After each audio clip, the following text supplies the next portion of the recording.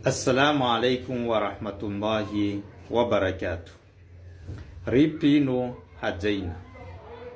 Ny teny manampahaizana anankiray manao hoe ireto olona anankitelo reto de fadio ny manadino azy ireo.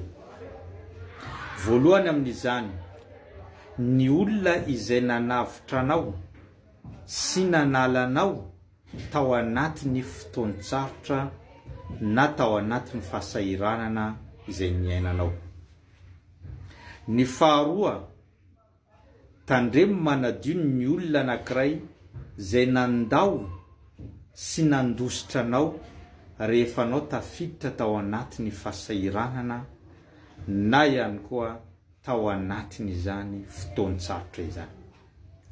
Ary ny fahatelo, de fadio ihany koa ny manadio ny olona anankiray izay napiditra anao na nandatsaka anao na nahatonga anao tao anatin'ny fahasahiranana sy tao anatin'ny fotoan-tsarotra.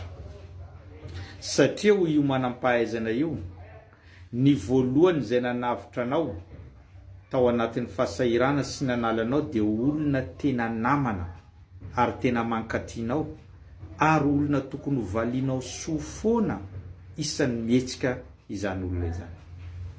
Fa ny faharoa kosa dia olona tsy azo itokisana sy olona mpamadika ary mpiatsara velatsia.